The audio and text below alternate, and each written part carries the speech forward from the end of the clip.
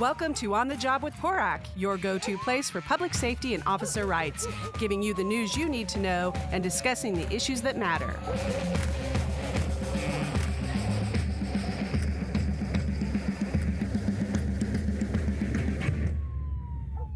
Hi, and welcome to On the Job with PORAC. I'm Brian Marvel, president of PORAC, and today we have PORAC Vice President Damon Kurtz will be joining me. And we have special guest David E. Mastagni from Mastagni Holstedt. We also have Randy Perry of Aaron Reed and Associates. Today is another AB 931 podcast, and I don't know if that will probably be changing its number here shortly as the new legislative session begins. I'm sure everybody is aware of the huge battle we had here in Sacramento regarding the change of use of force standards.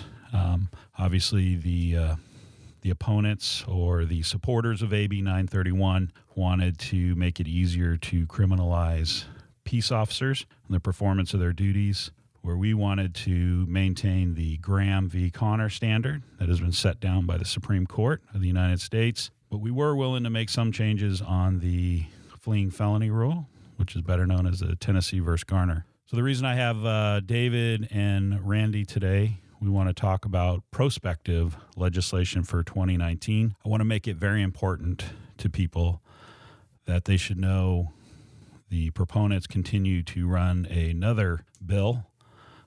Based on the information that we're seeing and hearing, it's going to be much worse than what was proposed last year. So I don't want to go too much into what happened last year because we've done a couple podcasts on that. I definitely want to take a look at the prospective approach that we're taking. I think we heard loud and clear from the electeds in Sacramento that there needs to be some change. And I think everybody at this table wants to reduce use of force incidents with law enforcement officers in the communities that we're sworn to protect. And I think we put a really good plan together. And I know we've been calling it the three-legged stool and trying to address these issues. It's really societal issues. There's a lot of societal issues that need to be addressed. There's things that we can do with our use of force policies and our training policies. So I think initially we'll start with some of the societal issues, and I'm going to actually have Randy chime in a little bit because we've done some research and analysis on a lot of the homeless issues, mental health issues, and let's just talk about some of those things that consistently come up in conversations with elected folks and actually with our communities and use of force and how officers deal with them. And the research that we're finding is people always call 911 as their first option when dealing with those types of issues. And somebody who is in law enforcement, I worked on the streets in San Diego for about 10 years. We don't necessarily always get the training that we need or what people believe we should have in dealing with those types of issues. So could you expound a little bit on some of the research and analysis you've done for our PORAC in taking this fight here in Sacramento? Sure, Brian, thanks. The bottom line is, over the last 3 to 4 decades, law enforcement has been given not only the responsibility of taking care of the homeless populations. The first one's called into homeless camps, taking care of the mentally ill. You know, in the 60s, Ronald Reagan, when he was governor, closed down a lot of the mental health facilities, hospitals here in California. Those people didn't have anywhere to go. They didn't back it up with, equal amount of money and programs for them to get help. They went to the street. They relied on their families to take care of them. When they couldn't do that, they were on the street. The youth issues, people starting with truancy to gang issues, drug abuse. As you know, we have a major opioid epidemic in the United States. Everybody's addressing. Everybody agrees. Again, another issue that are sending people to the streets. They're losing their businesses. They're losing their jobs and their homes. So all of that has fallen on law enforcement. So before we could actually try to address the issues that were raised by Dr. Weber and her legislation and her co-authors of her bill, I think rightfully so, the law enforcement community stepped back, did the research, and realized that these issues have been around for a long time. And not only has law enforcement got the responsibilities handed to them over the decades, but the liabilities as well. So, and we've accepted it, right? Law enforcement has accepted it. The cities and counties have accepted it. The problem is this. When it comes to legislation being introduced like 931, those liabilities no longer mean that if you didn't have enough training to deal with mentally ill or homeless camps, and you make a mistake, before you might get disciplined for it, or you do something, or you might even, God forbid, you lose your job, not be able to feed your family. But with a bill like 931, with that liability comes potential prison,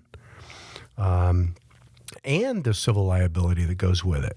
So it's just by raising the standard that we'll talk about here in a minute, now you've put law enforcement in a situation to where they can lose everything. And not just their job, they can lose their freedom. And at some point, law enforcement officers in California will say it's not worth it. Yeah, and to add to that, I think, like you said, it's really been thrust into law enforcement's laps. We've been trying to deal with the issue with the resources that we've had.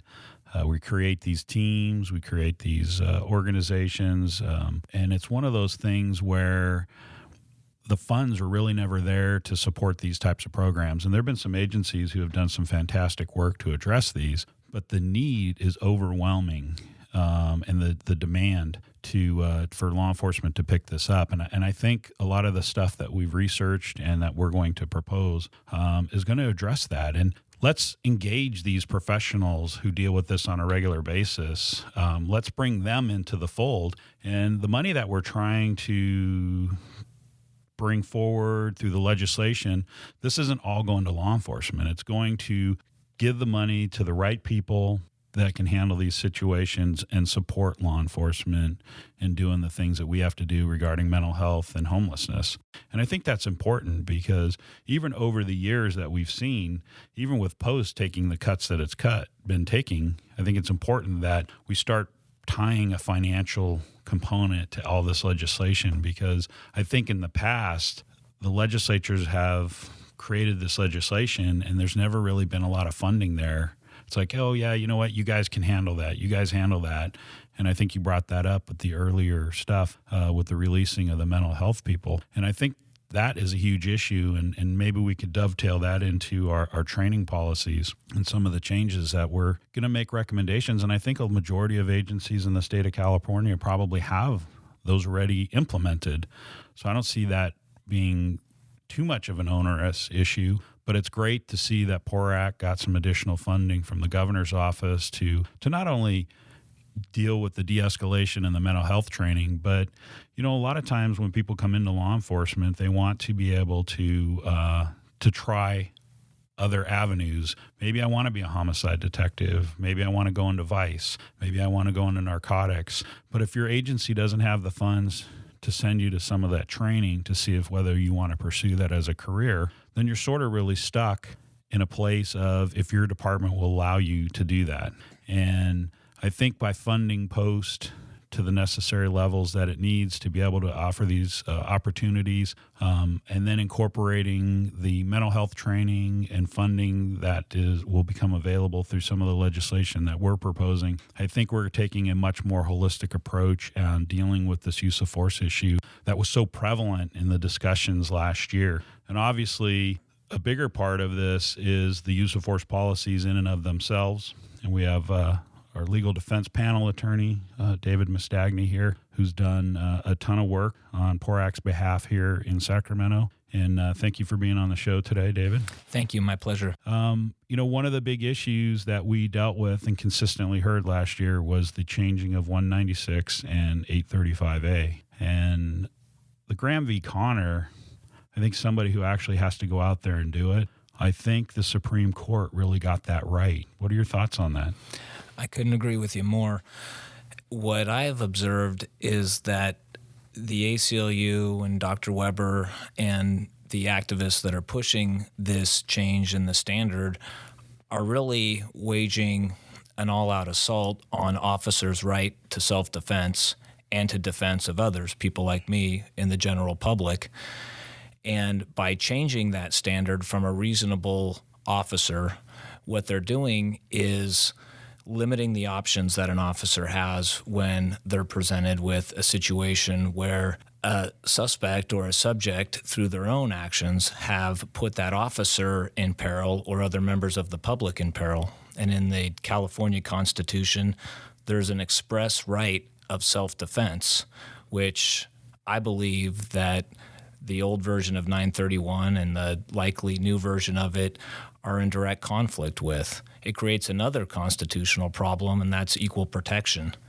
Under Penal Code 197, a private citizen who uses deadly force in defense of themselves or other is judged by a reasonable person standard, which takes into account the totality of the situation and the circumstances, the training and ability of that private citizen. 196 is the statute that governs peace officers' use of deadly force, and it is a sister statute dealing with a reasonable officer, taking all of those factors into account. And what 931 and its progency would do is hold an officer to a different standard than a private citizen.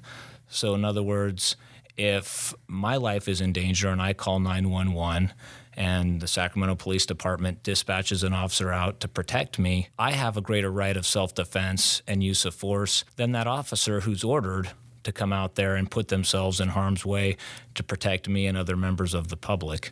And so there's a lot of efforts to gloss over and hide what is the core of the 931 bill, and that is the elimination of the Graham versus Connor standard. Through this back and forth, it's become very clear that that is the direct agenda, is to hold officers to a higher standard. What that probably looks like in whatever is going to be presented is something where if there is any other option besides use of deadly force, including in the last bill, tactical repositioning, which sounds a lot like a lawyerly way of saying retreating, then that officer loses a right of self-defense and defense of others. And so no matter how you parse the words, and in the old bill it said if a reasonable officer could articulate a reasonable alternative, then the right of self-defense goes away. So it sounds similar because you're using some of the same terms from Graham versus Connor, but you're defining necessary in a different way. And you're saying it's not necessary to use deadly force if there's anything else that you could have done. Whereas Graham versus Connor very appropriately looks at necessity from a reasonable officer standard, taking into account that it's a rapidly evolving situation, and it's not looking at it from 20/20 hindsight. And so some of the issues that are at play are things like an officer's right not to retreat when they're doing their job and they're faced with a deadly threat from a suspect. And this bill would likely require an officer to retreat if they could. Or if an officer makes a good faith mistake, they could then lose the right of self-defense. And if anyone comes after the fact and can articulate something else that the officer could have done, including, of course, tactical repositioning, then the officer would lose their right of self-defense. And so that's why it's critical that we maintain officers' right of self-defense and we maintain the reasonable officer standard, not just for those officers to be able to protect themselves, but also to be able to protect people like me, private citizens that rely on law enforcement in order to live a safe and happy life and have our families be safe. Yeah, one of the big arguments we always hear about is like Connecticut, they only have 33 officers or 33 deaths in their state. And, it's like California is a unique state. I mean, we're very diverse. We have 40 million people, millions of contacts. I mean, the numbers of you being involved with an officer-involved shooting are so, I guess, the technical legal terms, de minimis, right? Right. It's extremely rare. And, we have some research going on about 2018. I think there was 114 use of force incidents where somebody lost their lives. I think that research is going to show that, officers by and large in the state of California are doing an excellent job. And we had a reduction over the previous year, use of force incidents, and that was without AB 931. And, here we are, we're heading down this path again where I think the ultimate goal, like you said, is we want to criminalize peace officers from doing their job, or a basic de-escalation and de-policing of the entire cities and counties of California. And it's unfortunate that, we have to have another big battle in 2019 over this. And it seems, from my perspective, is that it's pure political. It makes good sound, talking bites to a group of constituents that I don't know if they understand the full ramifications of what's being proposed. Outside of the 196 piece, they wanted to make some additional changes to 835A,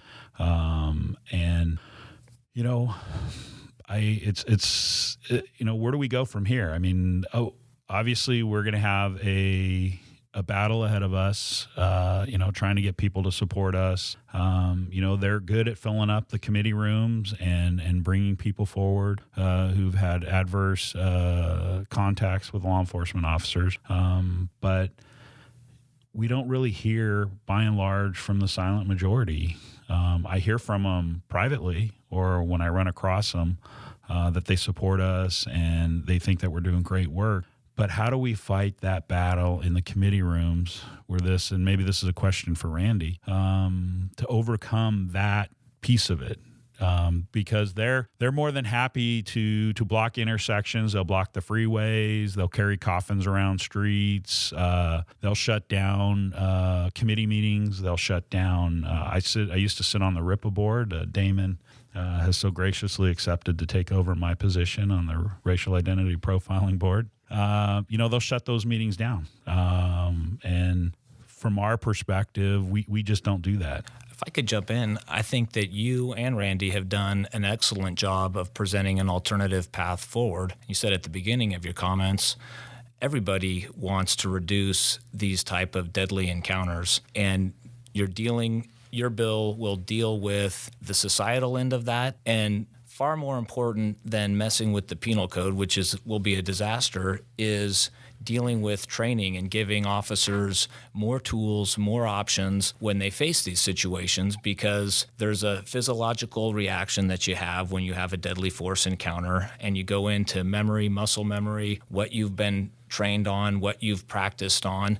and the reasonableness of an officer's actions are the totality of the situation, the circumstances. By giving this bill's additional training on all of these de-escalation alternatives, mental health issues, we're giving officers more tools that will have a real impact rather than putting words on a piece of paper to try to criminalize law enforcement. And really, I think the ultimate goal is to incentivize officers to stand down, and then we as a society suffer. So I think that what I would love to see is all of PORAC's members get behind the leadership here and push this agenda and talk to their legislators and actually get out of the chair and help work the bill that you two have worked on so hard. Yeah, and that brings up two issues, and the first one is, at our conference we brought Force Science in to do a presentation. I think it's vitally important that PORAC partners with them to bring more Force Science training to California. I think it's imperative that our members and our association leadership attends that and understands the science behind officer-involved shootings. We see a lot of times how the news media portrays a shooting. And I use an example out of Arizona where a person with a cell phone videotaped a officer-involved shooting. And if you look at it, it would look like the officer had basically assassinated somebody with their arms up. So this individual that I went to this class to, he brought in some Hollywood people, and they talked about how sound is not as fast as what you see visually. And they did it by 100 feet, 200 feet, 300 feet. So by the time you heard the crack of the gun, the firing of the weapon, the individual still had their hands up. But in reality, the individual had pulled a gun on the officer and he had fired in response to that. But based on the visual, it gave an appearance of an individual with their hands up by the time you heard the round being fired. When in reality, the officer had fired the round, a couple seconds before the individual put their hands up. So these are the types of things that I think we need to do as a leadership to be able to start educating our news folks. And I wish the news media in and of itself would try to get better trained on use of force incidents, because, one of the things that we're dealing with is all we're getting is snippets, edits of cell phone videos. I mean, we see it all the time. I mean, there was an incident here in D.C. where we saw some snippets of some incidents, and it just really doesn't give you the full picture. And I think that's one of the things that I heard when I was sitting on the RIPA board was all the officers are exonerated in court. They're upset with that. It's like, I saw this video and this officer needs to be in jail, but yet they go to court and they're completely exonerated of the officer-involved shooting. And that's really part of, your profession, David. And I think maybe from your perspective, you could talk a little bit about why is that? Why do we see a video and then at court, they're completely exonerated? Well, there's a couple of things. First, on the comment about just being exonerated, it's a false equivalence to treat an officer who is in a deadly force situation with a criminal suspect who is using deadly force against the officer or members of the public, because I think it's important to keep in context that officers are trained and they're out there defending themselves and defending others, and they should come in with the perspective of being the good guy. They're typically treated as a victim in officer-involved shooting investigations because there was some crime that was committed against them that put them in danger and necessitated their need to use deadly force. In terms of the public response, I would first say they should be happy that the findings are, when you actually look at the evidence and you can enhance the video and you can get the experts to dissect everything, is you have a determination that officers are acting appropriately. And that's a good thing. We don't want officers out there shooting people unnecessarily or using unreasonable force, particularly deadly force. And when you take to your ultimate question, when you take one piece of evidence out of context, it doesn't give you the full picture. I mean, that's one of my concerns with body cameras, is not releasing them, but releasing them piecemeal at an early stage and then wait 6 months later and you'll get the full report that puts into context the officer's state of mind and their justification for the actions they took, the witnesses' statements and perceptions and fears, experts that can enhance the videos, experts that can explain differences in what a body camera captures versus what a human eye captures, and all of the physiological responses that an officer has going through these situations. And it's often a different picture. You look at the cases that have been around for decades where officers end up shooting a suspect in the back and it looks terrible at the front end. Oh, you shot this guy in the back. But when you actually break it down and you look at the response times from when the officer perceives the threat to when their muscle pulls the trigger and then the distance and the time it takes for the bullet to travel, in almost all of those circumstances, when the officer perceived the threat and made the decision to use deadly force, they were presented with an imminent threat and the person was facing them with a weapon or advancing on them, and then they turned, and you have that perception reaction time difference, and it looks bad, but once you explain it to reasonable people that are open-minded and are going to give fair due process to that officer, it then makes sense. That doesn't sell newspapers, and it's not a chippy soundbite. Thanks. So I guess I'll close it up with Randy here. For 2019, I mean, we got a big task ahead of us. Obviously, this is just one of many bills that we're going to see, but obviously this is the biggest one that we'll probably carry. What is your, I guess you have to see into the future, what do you see the biggest fight for us? Well, obviously, this issue is going to be the biggest fight.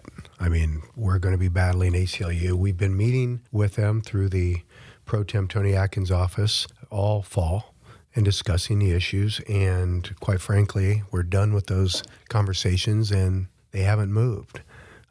They were clear with us when we met with them last that their intention is exactly what David talked about, and that is to increase these standards. So, I mean, that's going to be our biggest fight. But unlike last year where it was an all-out battle to kill their bill. I'm very proud of the way law enforcement has come together with the help of everybody around this table, including David Mastagni Jr., and have put together a package that will, in our opinion, truly impact use of force, serious uses of force, will truly impact it. And I'm very proud of the fact that we've done that. So we will be moving on our offensive play this year.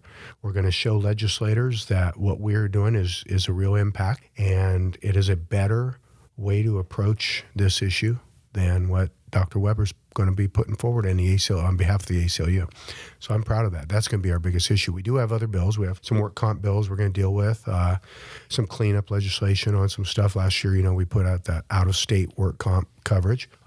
We have a couple of other issues in the work comp area to protect our members. I think we have a governor now that will probably look more favorably upon work comp changes and presumptions and things of that sort. So we're going to test the waters. All right. I don't know. I want to let Damon chime in here. You got any? No, I think that Randy kind of put it into perspective, but this is going to be a big challenge for us, and we've been harping on our members that we're going to need more involvement from them, both at the chapter levels, the local levels, meeting with their electeds, lobbying with them locally, but also up here in Sacramento.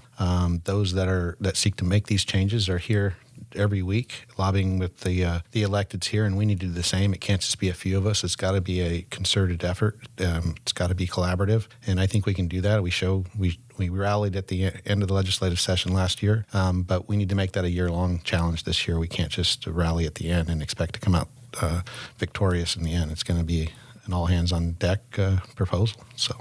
All right. Thanks, Damon. I agree 100% with you, and I really definitely need all the PORAC members to come out and support us. If you don't go to chapter meetings, I highly recommend that you do. I need you to get involved.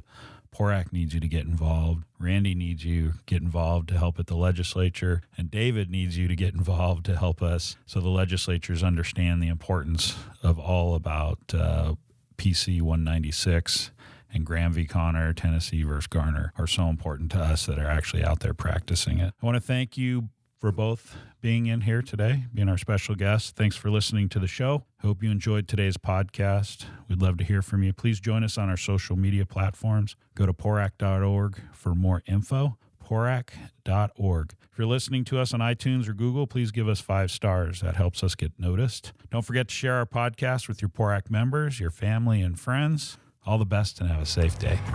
That's it for this episode. Make sure you tune in next time as we discuss the issues that matter.